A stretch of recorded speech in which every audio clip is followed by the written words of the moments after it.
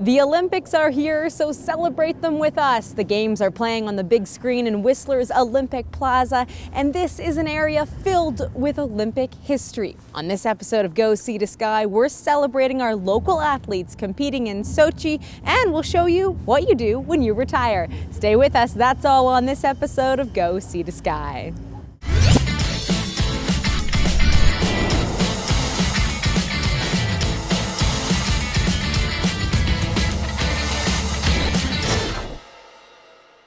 Welcome to Go Sea to Sky. I'm your host, Heather Butts, in Whistler's Olympic Village, where the Olympic Games are playing all week long on the big screen in Whistler's Olympic Plaza. Now, we're kicking off our Olympic show with one of Whistler's local athletes. Mike Janik has been racing for Team Canada for more than 10 years, and Sochi marks his third Olympic Games. We caught up with him before he left to see what he's doing to overcome fear and bad results to make the podium.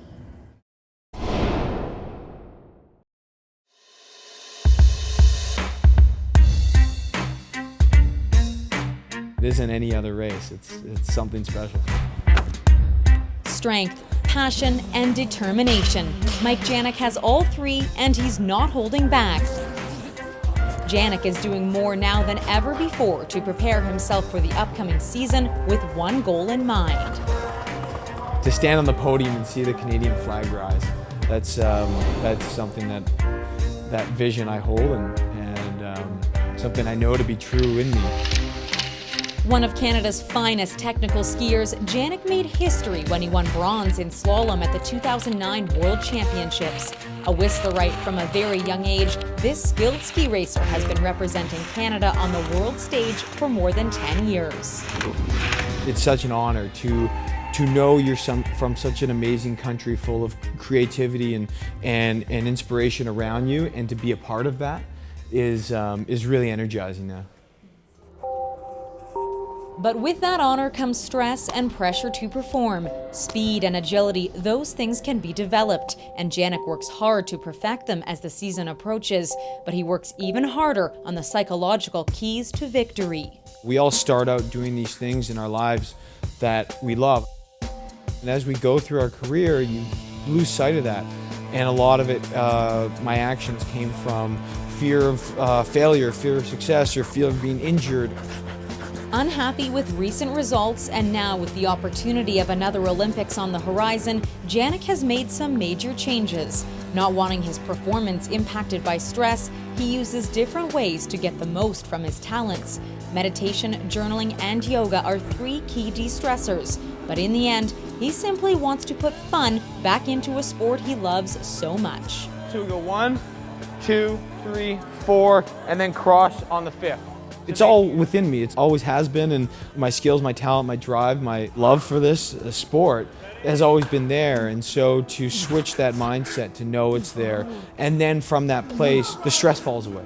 It simply falls away because you know you're acting from your heart. Janik admits he has let the pressure of the Olympics get in the way of his races before, but not this time. He plans to put his best performance on the line, ski with passion, and be inspired by the spirit of the Games.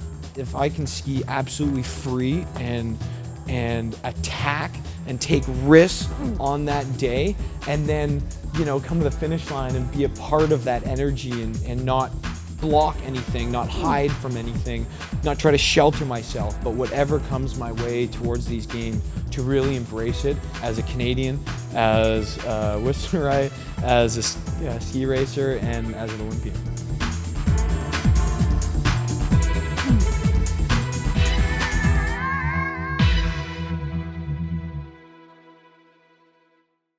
Well, Mike Janik is, of course, known for his slalom skiing, and his race in that discipline is on February 22nd, so be sure to cheer him on. The Whistler Sliding Center was built for the 2010 Winter Olympics, and it's home to the fastest track in the world. And when international athletes aren't competing, they welcome the public to go for a bobsleigh or skeleton ride. So I wanted to see what it's like to be an Olympic athlete and race down the track. Here's my wild ride.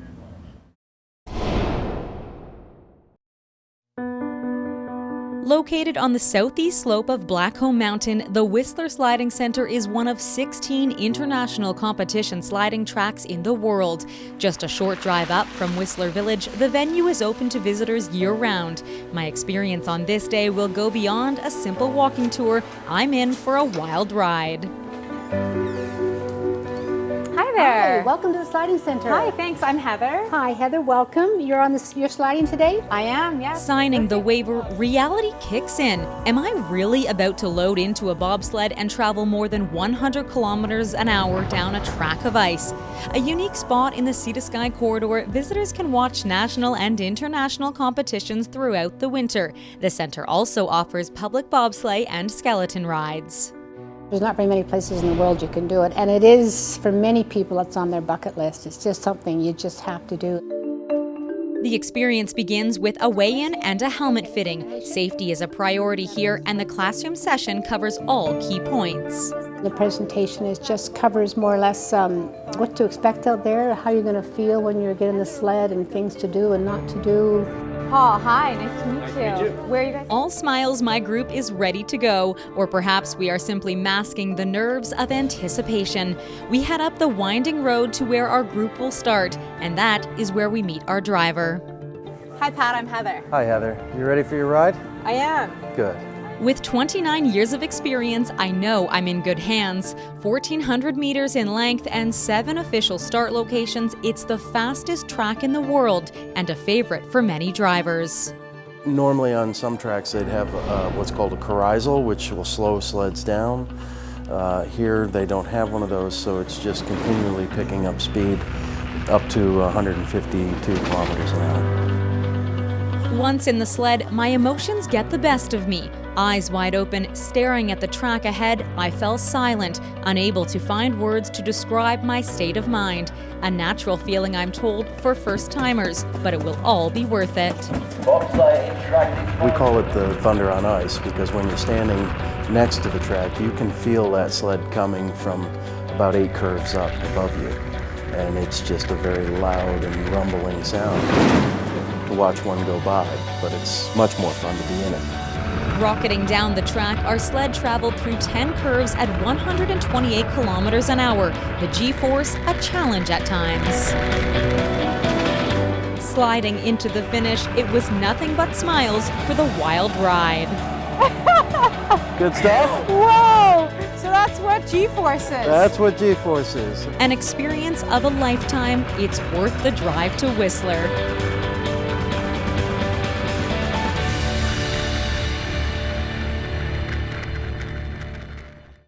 Well, rocketing down a track in a 4-man bobsled is quite the wild ride. And if you want to see that event, it's on February 22nd and 23rd. Why not come to Whistler's Olympic Plaza and catch it on the big screen? If you'd like to see this story again or one of our many other features, check them out at youtube.com/WhistlerShaw. Go Sea to Sky, we're your local voice. Coming up, the food is very, very local. We have farmers trudging in here day in and day out. Organic flavor with Olympic roots. What athletes do when they retire. The following are proud supporters of community programming on Shaw TV. Hairstyling and color services for Heather Butts are provided by The Loft Salon. TheLoftSalon.com. Hi folks, Don Taylor here. Need a lift? At Leva Machinery, they sell, rent, lease, and service machinery, big and small, for your material handling needs. And they offer certified training. Stack it, reach it, lift it, lev it. 1 in 3 Canadians know someone with Alzheimer's disease or another dementia. I'm one of those Canadians. September is World Alzheimer's Month, and the Alzheimer's Society of BC wants you to get involved. Use your creative ideas, your outstanding talents, and your sizzling passions. We make it easy to create a unique fundraising event or join in someone else's. Do anything for Alzheimer's and help support people with dementia, their caregivers, and research for a cure. Let's get started at anythingforalzheimers.ca today.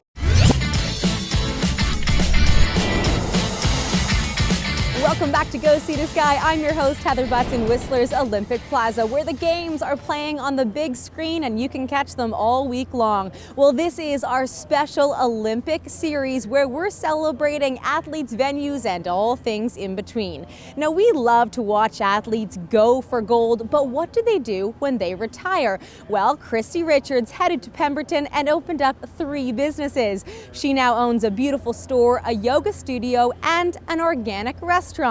Have a look at Solfeggio.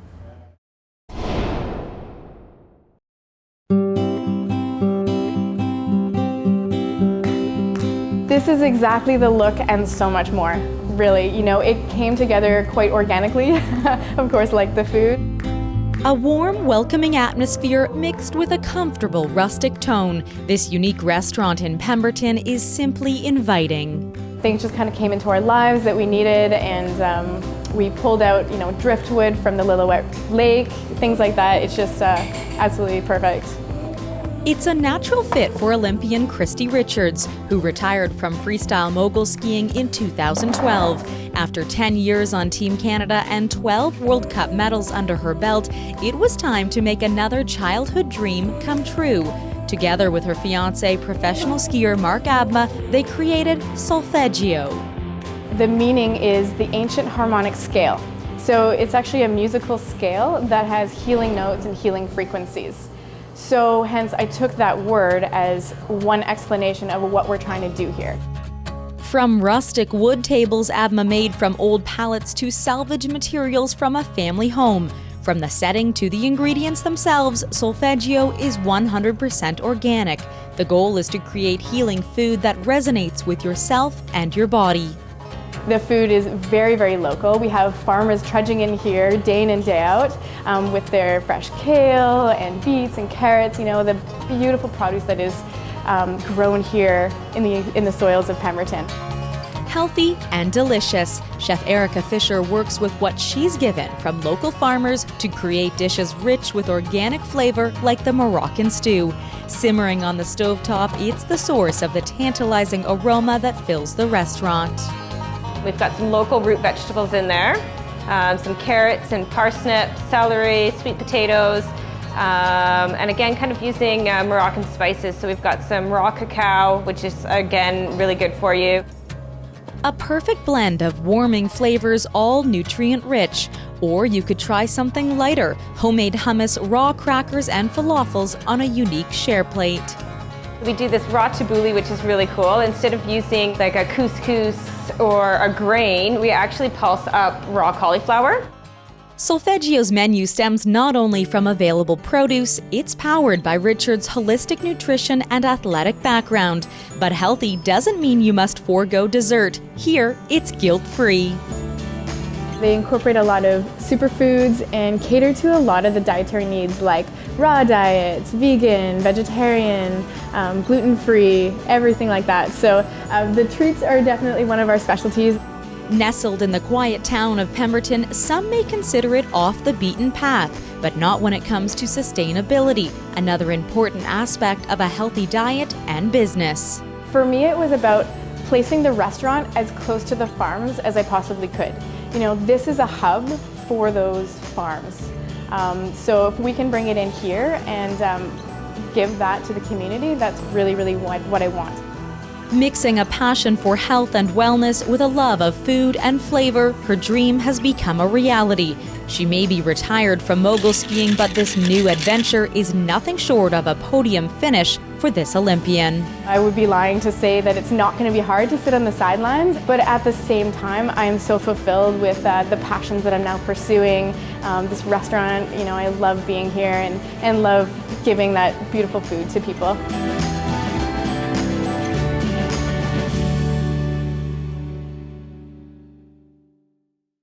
Solfeggio is open Monday to Saturday from 5 to 9 p.m. So why not head there and ask Christy what she thinks of the 2014 games? Well, we're heading to another small BC town for our next story. Now, some of these smaller communities often harbor some of our best athletic talent, and that's why one Olympic figure skater likes to head to these communities and teach young athletes that no matter where you're from, the opportunities are endless.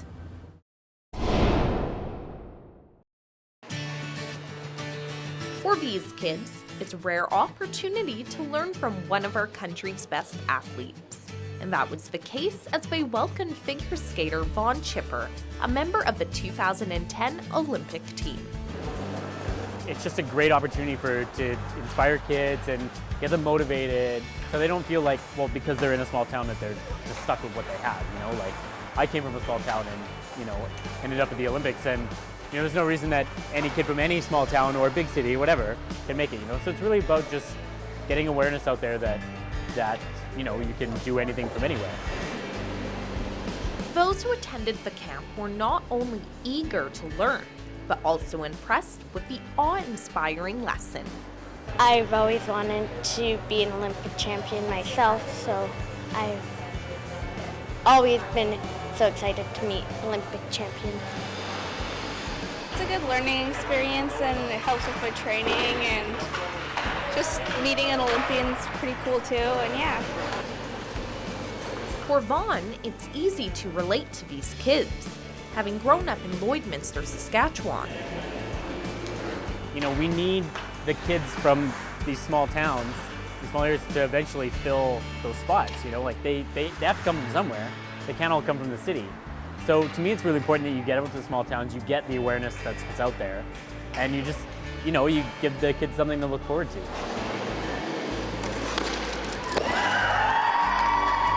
And it's not just tricks and spins that these kids are learning, but also how to follow their own dreams. And no one really says, how do you go from taking skating lessons when you're 5 or 6 years old to eventually make it to the Olympics? You know, it's just not something that's common, it's not common knowledge. If you start putting that idea in their head when they're little, then they're going to keep thinking about it, and they're going to keep thinking about it, and the more you push in that direction, chances are you're going to get some more elite athletes out of it. You know, and it's really about just inspiring the next generation of kids. Well, thank you so much for joining us on this special Olympic series of Go Sea to Sky. We'd love to hear from you. Get in contact with us at facebook.com/Go Sea to Sky. Later in the show, these athletes have trained their whole lives, and they want it to be fair, and we want it to be fair as well. Taking on an important role in Sochi, the technical delegate. The following are proud supporters of community programming on Shaw TV. Heather Butt's wardrobe is fitted by Peak Performance. PeakPerformance.com.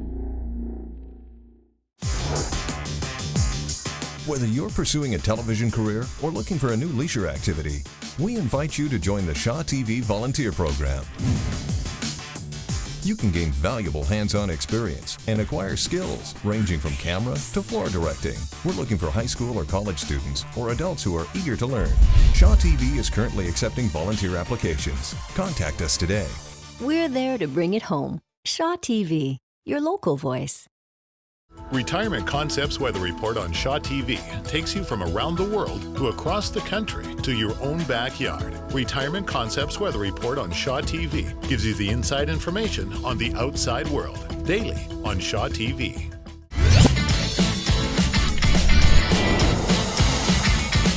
Welcome back to Go Sea to Sky. I'm your host, Heather Butts, in Whistler's Olympic Village, where all things Olympic are happening right now. You can get out and skate on the ice or come and watch some of the Olympics on the big screen. And right here on Go Sea to Sky, we're celebrating all things Olympic, from athletes to venues and even competition officials. And John Heilig is one of them. He is in Sochi, acting as the technical delegate for ski jumping and Nordic combined. It can be a stressful job, but he does it for the love of the sport.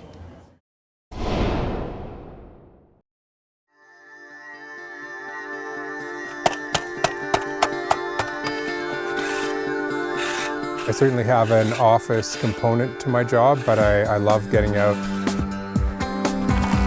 Preparing the biathlon range isn't necessarily a part of John Heilig's job requirements, but he has a hard time keeping himself away from all the action. You learn an awful lot about the facilities by working on them, and I work with a huge number of people, and that's the fun part of the job. Heilig is the Nordic sport manager at Whistler Olympic Park. Nestled in the picturesque Callahan Valley, the venue is home to Nordic events including cross-country skiing, ski jumping, and biathlon. It's an amazing venue. It has all the disciplines that I like working with. It's really a great place. Heilig admits the sport of biathlon isn't his specialty, but as sport manager, he'll do anything to ensure an event runs smoothly, even if that means grabbing a rake to help his colleagues prepare for a race. His most memorable event at this venue was the 2010 Winter Olympics. It was pretty amazing, the highlight of my life actually, and I think for many of the people I worked with.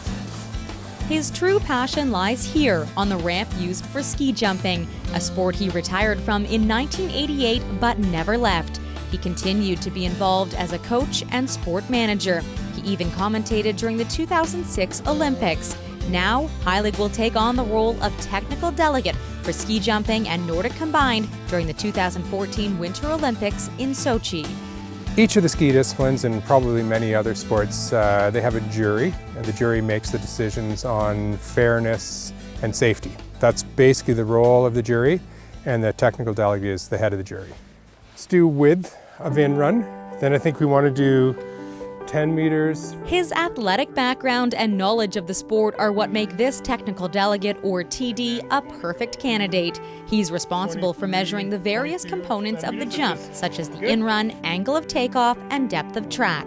All are critical aspects which contribute to athlete safety and fairness during an Olympic competition. 8 meters, perfect. These athletes have trained virtually their whole lives. It's the most important day of their life. And they want it to be fair, and we want it to be fair as well. The cross-country portion is similar. For this, Heilig will strap on his own gear to give the course a thorough inspection. I think the biggest thing with cross-country is actually making sure that the track conditions are good, and in Sochi it'll be a challenge. It's quite warm, so we'll have to use snow hardeners. Keeping the track firm won't be his only challenge. Once the course is deemed safe and fair, the TD will oversee the flow of competition to ensure a successful event, all while working under the pressure of the Olympic Games in a foreign country. The biggest thing is it's culturally very different, and like I say, managing a large group of people it can be a bit of a challenge, and especially with a big language barrier and lots of different ways of doing things. So that's the challenge. It's also what's interesting about it. It may be a stressful job at times, but this TD says it's all worth it for the love of the sport and the experience.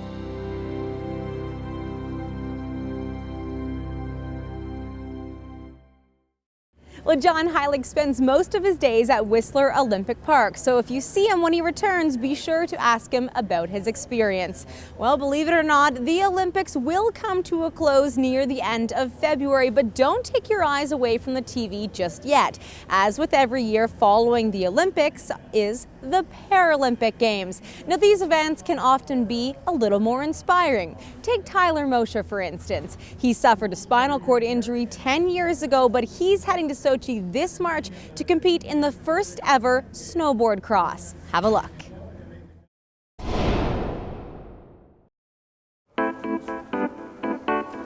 Standing to wax his snowboard, Tyler Mosher has overcome the unimaginable. I was never supposed to walk again.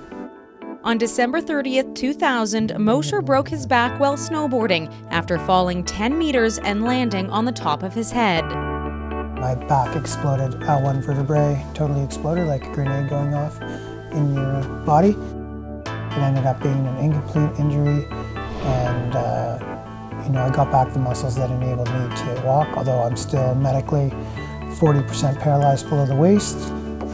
Preparing his board to head up on the mountain for training, this world champion adaptive snowboarder will represent Canada during the 2014 Paralympics, the first time the adaptive sport will be included in the Games.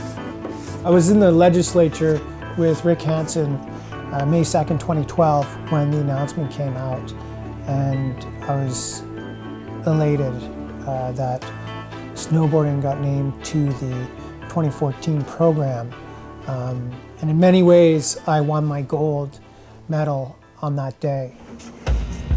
Stacking his bones as though he's walking on stilts, Mosher heads down the 100 steps from his house. Just getting to the mountain is a feat in itself, but one that he's proud to say he's able to do.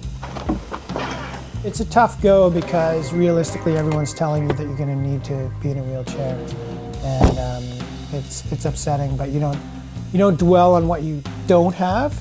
You get through by looking at what you do have. This won't be his first Paralympic Games. Mosher's cross-country rehabilitation led him to compete for Canada on home turf in 2010.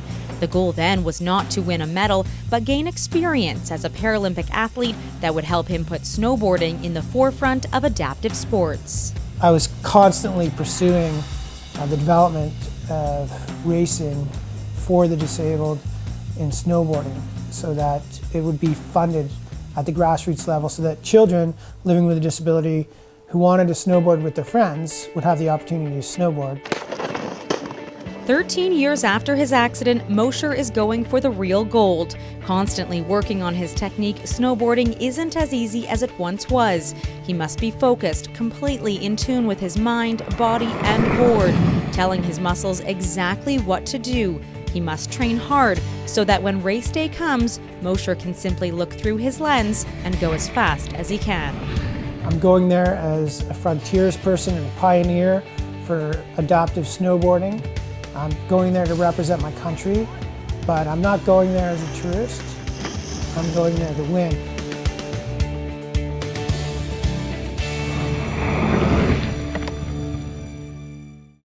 The Para-Snowboard Cross runs on March 14th, so be sure to root for Tyler. Well, we'd like to say congratulations to all of the men and women, athletes, organizers, and volunteers representing our country in Sochi. That does it for our special Olympic series of Go Sea to Sky. Thanks for watching.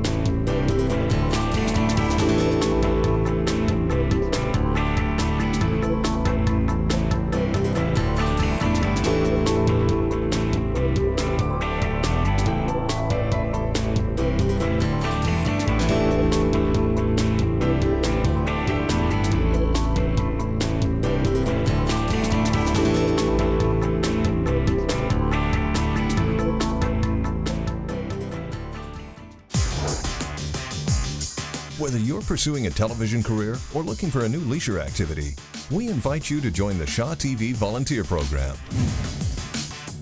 You can gain valuable hands-on experience and acquire skills ranging from camera to floor directing. We're looking for high school or college students or adults who are eager to learn. Shaw TV is currently accepting volunteer applications. Contact us today. We're there to bring it home. Shaw TV, your local voice.